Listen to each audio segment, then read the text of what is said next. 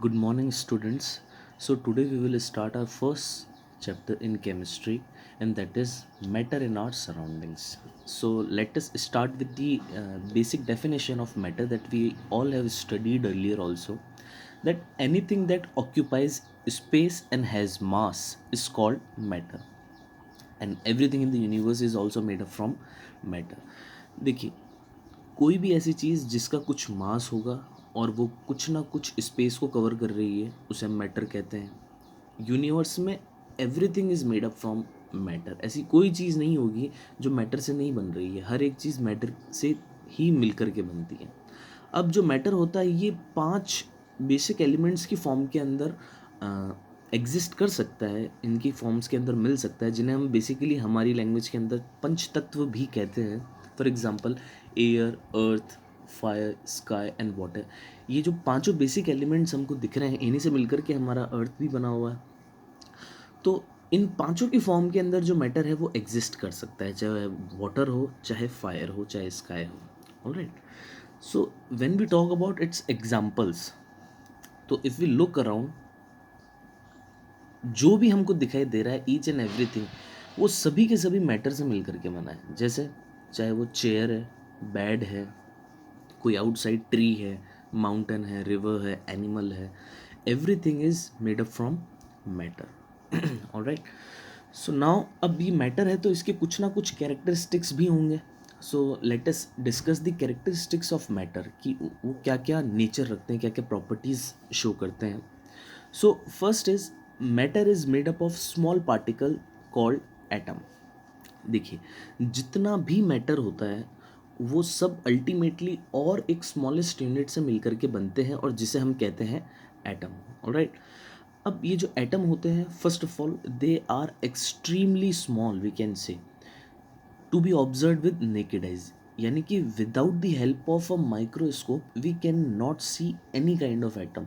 Atoms are that small. Alright, तो ये smallest unit होती है किसकी? मैटर की।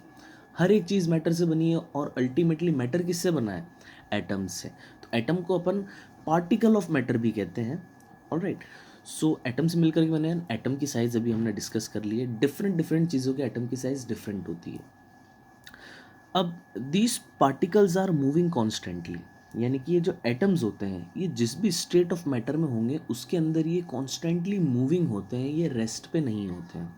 Alright, these particles have space between them.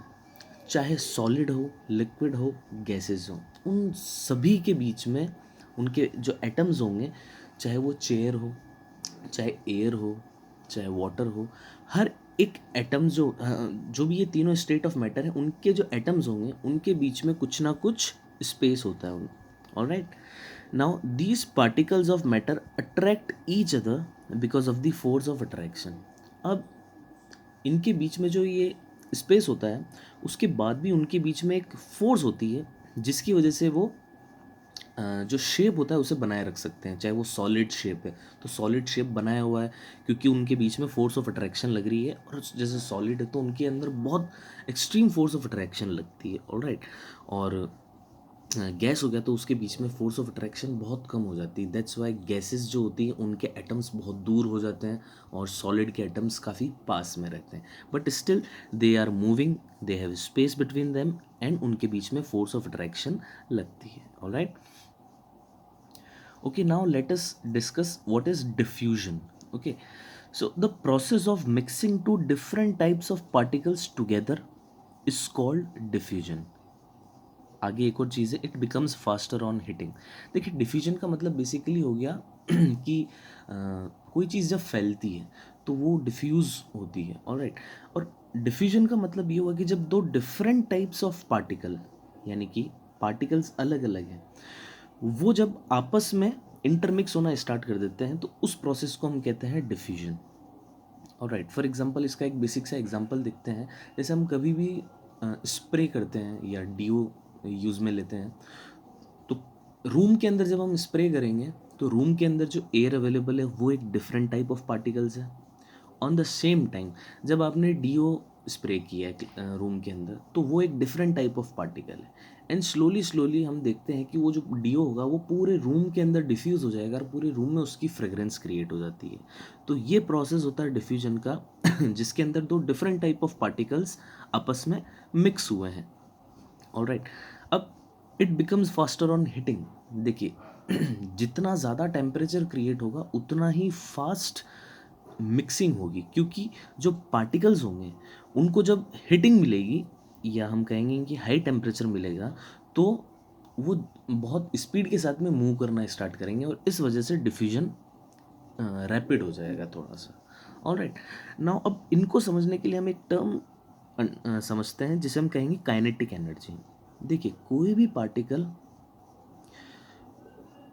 यदि वो मोशन में है, उसके मोशन के थ्रू क्रिएटेड जो एनर्जी होगी उसकी बॉडी के अंदर, उसे हम कहेंगे काइनेटिक एनर्जी। देखिए energy possessed due to the motion of an object, it also increases on heating. यानी कि जब चलते हैं, फॉर एग्जाम्पल एक मूविंग बाइक है, तो मूविंग बाइक है तो उसके अंदर काइनेटिक एनर्जी है।